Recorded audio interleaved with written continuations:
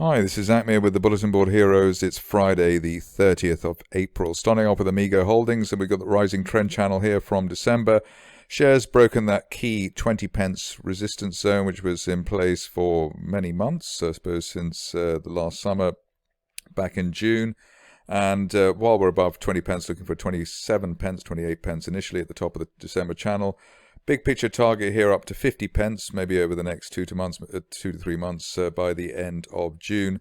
That's a March resistance line projection from last year, so let's see how that goes. But the upside here, certainly around while we're above 20 pence and only really back below the 50-day line in the floor of the December channel at 14, really questioning the recovery argument there at Amigo.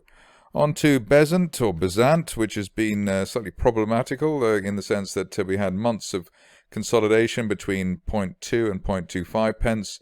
Looks like we've broken out of that now properly, so the latest range, 0.25 to 0.4. I suppose the big fireworks, or the fireworks here, will turn up when and if we break 0.4 pence.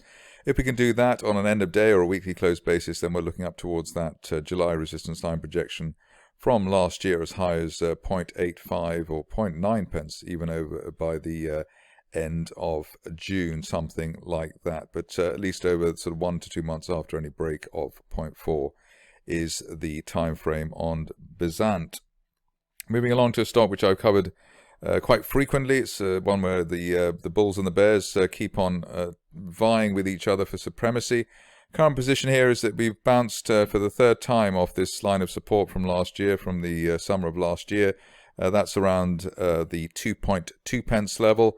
The big plus here, though, is the way that we've now had 3 main support points since the February gap at or above the 2 pence level. And when you see support points above the top of a gap, that tends to be the sign of an impending move to the upside, a significant impending move to the upside, hence the inclusion again today. Top of that resistance line there, or top of that channel there from February in the last instance, up to 5 to 5.5 pence, which could be the target for the shares by the end of June.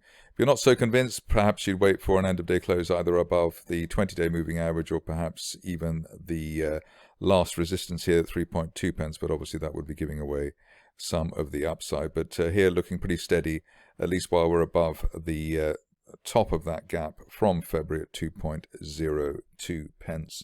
On Catenae, stock which I've covered recently but forgot all about, which is perhaps it's always the way. We've got Empyrean Energy here.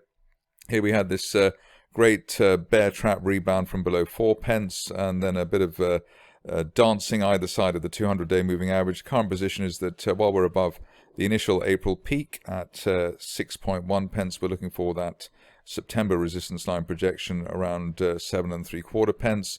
Breaking that on a weekly close basis, or even just an end of day close basis, and we could be up towards the top of the broadening triangle from May last year, promising us a target as high as 13 pence, perhaps by the end of June. But at least while we're above the March resistance area around 5.3, the bull argument very much in place for Empyrean at the moment. Stock which had a flourish a month or so ago is coming up next. Futura Medical. Here we had that double gap to the upside in March, and we managed to mirror that again in April with this move to the upside through the 20-day moving average at 52 pence. That's also the floor of the gap, and while we're above 52 pence on an end of day close basis, then a retest of that March intraday peak at 84 pence should be on the cards, perhaps as soon as the end of next month. Big picture target for that maybe by the end of June up to 100 pence, which is that May resistance line projection from last year. This stage already back below yesterday's low at 44 pence, a sort of a shakeout low there, really delaying the upside scenario. And if you want to be cautious, maybe you'd wait for a clearance of 60 pence, which was the initial April resistance before assuming 80 to 100 pence is on its way for Futura Medical. Onto a stock which I think I covered a few days ago, I can't quite remember now, unfortunately, but the situation here on the charting front for Genedrive is that we've managed to find support at an uptrend line there from January that was running around the 66 pence level. We've gapped through the 20-day moving average today, and gaps through the moving average are significant, but not as significant, in fact, as the fact that we gapped down in March and have gapped up now. So that's an island reversal, very bullish formation. And at least while there's no end-of-day close back below today's initial low at 82 pence, we're looking for at least the 50-day moving average over coming days at 99 pence. But as I said, it's an island gap reversal, which is a very strong formation. Let's see whether the formation plays out. This stage, early and end-of-day close back below the floor of the gap. Yesterday's high at 75 pence, really delaying the upside scenario on a potential target there as high as £1.60, which I'm sure the gene drivers will appreciate. Onto a stock which I think I covered recently, but it's back again now. The reason for the inclusion today is that we had a brief bear trap yesterday below the 50-day moving average at 0.95 for IMC Exploration, but we managed to stay above the the floor of the gap from earlier this month at 0.87. While we're above 0.87 on an end-of-day close basis, looking pretty bullish for this situation, and especially while we're above the top of the gap at 0.94, really looking quite strong. The view is that while we're above 0.94, looking for as high as a retest of the earlier resistance of this month at 1.75, and that could be seen as soon as the end of next month. Big picture target here up to as high as 2.4 pence, which is the upper parallel, the September resistance line projection from last year. If you want to have a bit more confidence in the upside, then maybe you'd wait for an end of day close back above the 200-day moving average at 1.06, but it looks as though with yesterday's rebound and the failed gap fill, we should be on our way with IMC. A stock which I don't think I've covered at all before. Here we go with Jadestone, and it looks like there's been a clear break of that resistance line there from the end of February. That was running around the 63 pence level, and that's also breaking. We've also broken the 200-day line at 62 pence. So an end-of-day close above 63 should be enough to take the shares on their way for a top of September trend channel target as high as 88 pence by the end of June, and perhaps even sooner. And at this stage, only well below 60 pence in the floor of the channel from September, really delaying the upside scenario. So looking pretty good for Jadestone at the moment. Couple of mining favorites now. First is Macango, where there's been a solid rebound off the floor of this broadening triangle, one that's been in place since October. Broadening triangles tend to be pretty good, obviously by definition, pretty good formations in the sense that the upper side there, or the upside there, is pointing to a rather large target.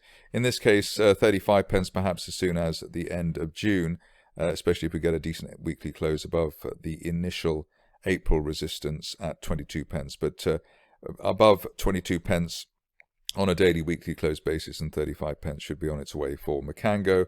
Only back below the 50-day moving average and the floor of this triangle, sub 20 pence, really delaying the upside scenario there.